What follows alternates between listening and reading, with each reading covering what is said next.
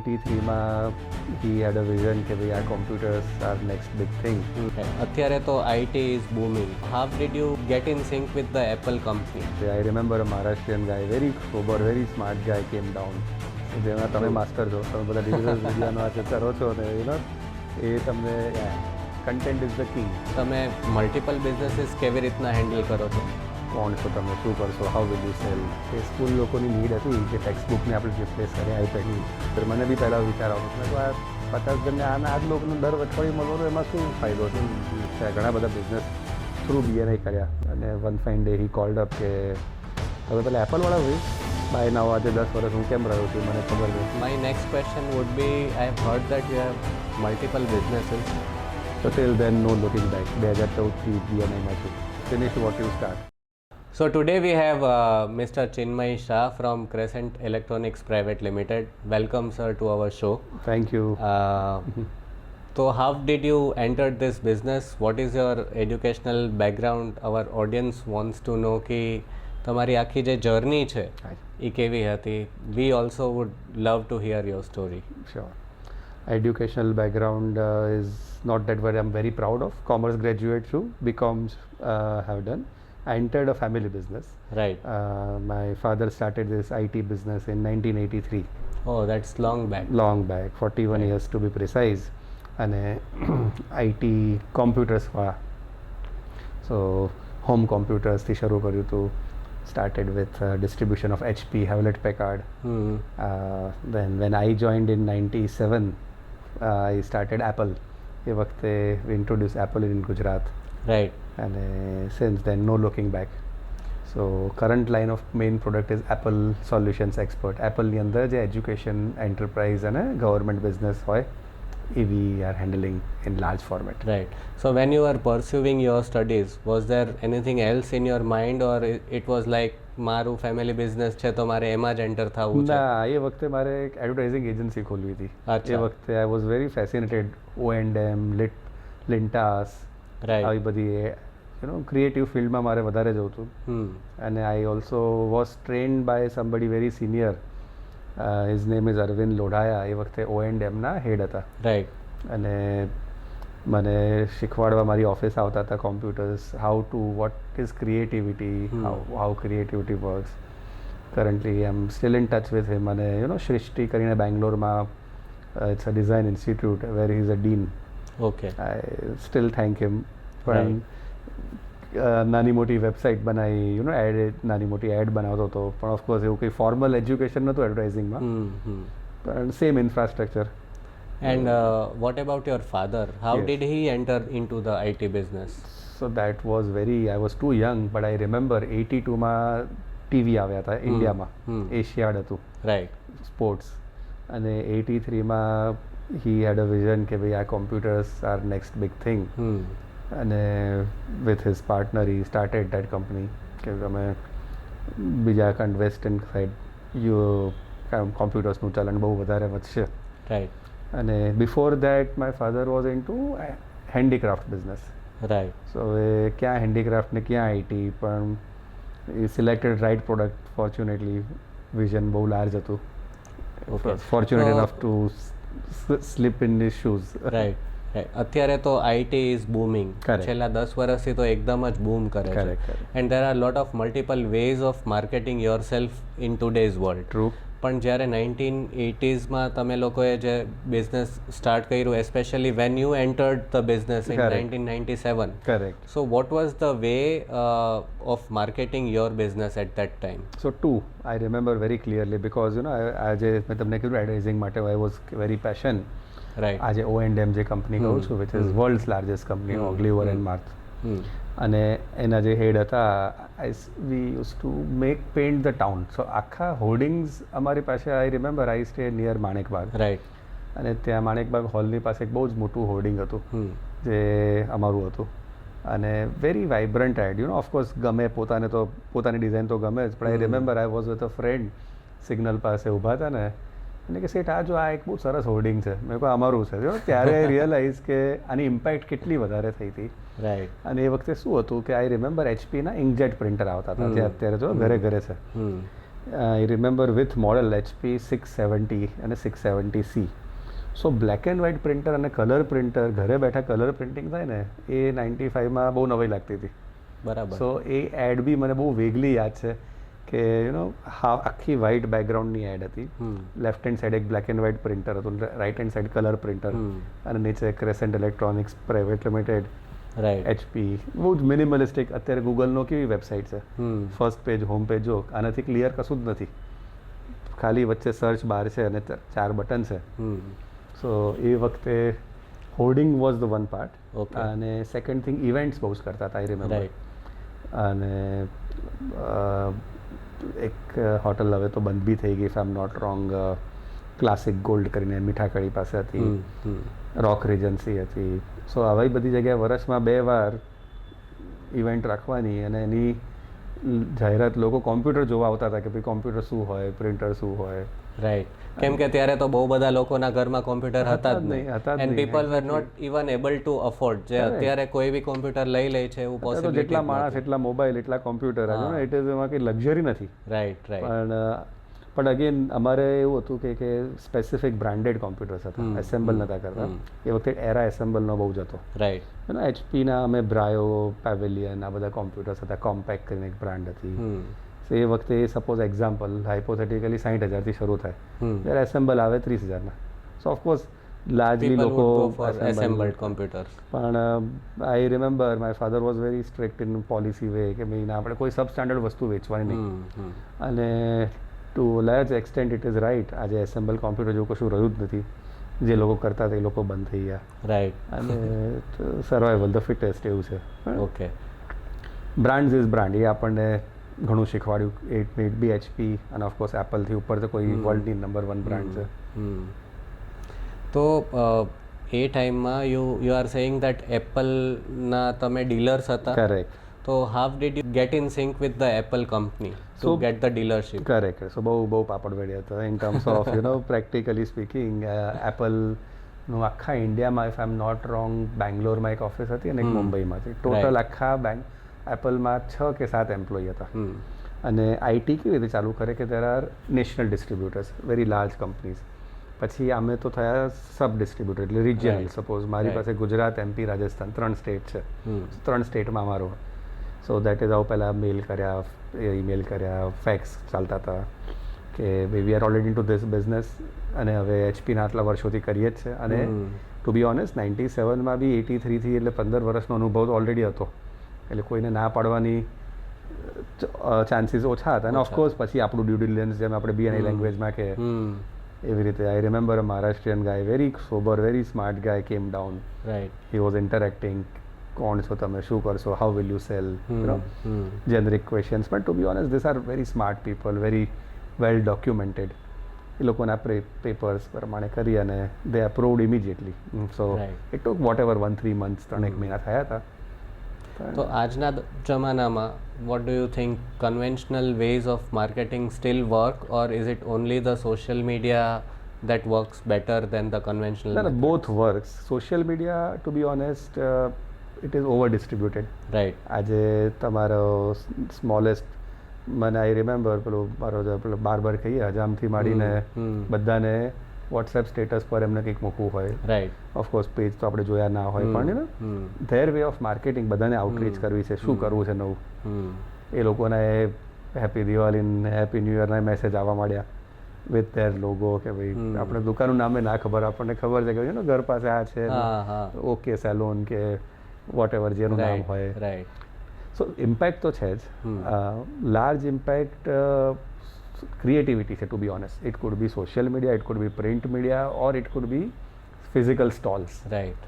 સો આજે કે આપણે સિમ્પોઝિયમ કેમ થાય છે, જો બધું જ ઓનલાઈન થતું હોત તો શું કરવા સ્ટોલની જરૂર હતી. બરાબર છે. અને બંનેના એડવાન્ટેજીસ, પ્રોઝ એન્ડ કોન છે. મારા પ્રમાણે ડિસએડવાન્ટેજ એટલો જ છે કે બહુ લિમિટેડ ક્વોલિટી કન્ટેન્ટ આવે છે. આજે તમે સપોઝ કોઈ પણ સારી બ્રાન્ડની તમે કન્ટેન્ટ જુઓ અને સામે નાની બ્રાન્ડની જુઓ, there is lot of difference. કેમ કે કન્ટેન્ટ ક્રિએશન જે થાય છે એ અલગ અલગ. આજે તમે 3 વસ્તુ લોકોને ગમે. One is wittiness, one is creativity, કઈ રીતે તમે બતાવો છો કોઈ પણ વસ્તુને, ક્યાં તમે એનો કોડ બી ફોર્મલ વે, કોડ બી ઇનફોર્મલ વે, બે જ વસ્તુ છે. તમને શું ગમે છે, જોવું શું ગમે છે, something which is either touches your heart or makes you laugh. Right. Emotion in short. Emotion in short. જેમાં તમે માસ્ટર છો, તમે બધા ડિજિટલ મીડિયાનો આજે કરો છો ને એ તમને content is the king. True. આજના So, જમાનામાં my next question would be, I have heard that you have multiple businesses and could you give some knowledge about Sure, that? sure, કે તમે મલ્ટિપલ બિઝનેસીસ કેવી રીતના handle કરો છો? કેમ કે બહુ બધા બિઝનેસ ઓનર્સ છે એ પોતાનો એકલો જે બિઝનેસ હોય છે એ પણ હેન્ડલ નથી કરી શકતા. right. So how do you handle so many businesses and how did you started entering into different niches? Again, so I am doing multiple business, to be honest, but one at a time. Process બહુ simple છે. Right. અને BNI played a very vital role in it, to be honest. To delegate things, one is to take ownership. Right. જે પણ કરો, finish what you start. Right. સો એવી રીતના કરતાં startup ecosystem શું છે, છેલ્લે ઇટ્સ અ વેન્ચર. આજથી 15 વર્ષ પહેલાં સ્ટાર્ટઅપ શબ્દ જ નહોતો. હવે સ્ટાર્ટઅપ શબ્દ થયો. ફોર એક્ઝામ્પલ, મારું જે ફોકસ છે એને SaaS કહેવાય, SaaS, સોફ્ટવેર એઝ સર્વિસ. સો સોફ્ટવેર પહેલાંના જમાનામાં કેવું હતું, વિન્ડોઝ તમે લીધું, તમારી પાસે કોમ્પ્યુટર છે તો લાઇસન્સ છે, પાયરેટેડ છે, શું છે.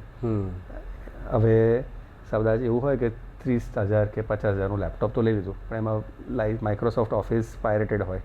કેમ? કારણ કે 40,000ના સોફ્ટવેરમાં 20,000નું તો સોફ્ટવેર છે. તો ઓફકોર્સ આપણા જેવા જ કોઈક કીધું હશે કે ભાઈ હું તને પાયરેટેડ નાખી આપીશ, વાપરો. હવે માઇક્રોસોફ્ટ ઓલ્સો ચેન્જ. એ લોકોએ શું કીધું કે તમારે પર મંથ 150 રૂપીઝ આપશો તો ઓફકોર્સ યુ વિલ અફોર્ડ. તમે જે પણ ટૂલ્સ વાપરશો તમારા એડિટિંગના, could be Illustrator, could be Final Cut Pro કે જે પણ હોય, એકવાર તમને 2 લાખ રૂપિયા હોય તો તમે બાંડી જ વાળો કે ભાઈ you choose the wrong way. પણ ઇફ યુ સે કે મારે licence copy adobe creative cloud, મને જો મહિનામાં 350 રૂપિયા કે 1,000 રૂપિયા હોય કે 5,000 રૂપિયા સમજો, તો યુ કેન અફોર્ડ. તમને સામટા 1.5 લાખ કે તો તમે કહો ભાઈ છોડો ને. સેમ એઝ કોઈને આઈફોન લેવો છે તો EMI પર મળે છે, તો why not, middle class person can buy. Of course affordability matters. 1.5 લાખનો કદાચ નહીં લે. કરેક્ટ. સેમ વસ્તુ software as service. Right. Now હવે એ પેરેડાઇમ શિફ્ટ હતું. તમે ઓવરનાઇટ પહેલાં 50,000નું સોફ્ટવેર વેચો ને હવે તમે 500 રૂપિયા બી નથી આપતા મહિને. સો એનું સાયકોલોજી છે, એઝ આઈ સેડ, ક્રિએટિવિટી કઈ રીતે કરવાનું, એનું સપ્લાય ચેન. છેલ્લે તો એ બી તમારે બધું જ ઓનલાઈન નથી વેચવાનું, ઓફલાઈન પણ જશે. સપ્લાય ચેન કહેવાય. રાઈટ. સો કોઈ પણ એક સ્ટાર્ટઅપની એક સાયકલ હોય, right from ideation to IPO. Right. So એની જે સાયકલ છે એમાં ગ્રેજ્યુઅલી મેં ઘણા વખતથી કરું છું. આ 2013-14થી સ્ટાર્ટઅપ ઇકોસિસ્ટમમાં આવ્યો છું. ઓકે. અને એની અંદર ઇન્ક્યુબેટ કહેવાય, પહેલાં ઇન્ક્યુબેશન હોય, પછી એક્સેલરેટ થયું, એક્સેલરેટ થાય પછી એને VC થાય, VCની ઉપર એન્જલ હોય, રાઈટ. સો એ જે process, it is a hierarchy. It's a hierarchy. અને એની જ રીતે how it works. So right from સૌથી નાનામાં નાનું સોફ્ટવેર છે કે સૌથી પહેલાં how I work is ideation કહેવાય. કે ભાઈ તમે મને કહો કે ચિન્મય આવો કંઈક આઈડિયા છે મારા બિઝનેસમાં, આ પેઇન પોઈન્ટ છે, સો તમે હો તો કેવી રીતે ચેન્જ કરશો. So I will understand your process કે તમે મેન્યુઅલી કઈ રીતે કરો અત્યારે. પછી ચલો let's convert it to digitize. પહેલાં I will observe you what's the process, world wide શું ટ્રેન્ડ છે, શું છે, એના બેઝિસ પર પછી I can help you out. મને ઇટ્સ નોટ દેટ બી બધું મને આવડે જ છે, નોટ નેસેસરી.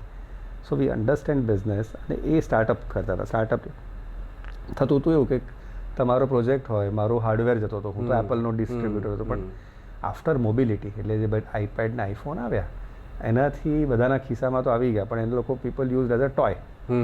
કે આજે એંગ્રી બર્ડ રમો કે ફેસબુક હતું, સો ફેસ ટાઈમ હતું, લોકો ખાલીને એના જ માટે વાપરતા હતા કે ઇટ્સ અ લિટલ ફેન્સીયર ડિવાઇસ, શાંતિથી વાપરો. પણ how to make it in, હવે તમે એક છો, તમે how to make it a large number. તમારી ઓફિસમાં મારા આઈ વોન્ટ 5 જણ તો 5 પાસે કેમ નથી કે ના, તો સેટ પાસે જ હોય આઈપેડ તો.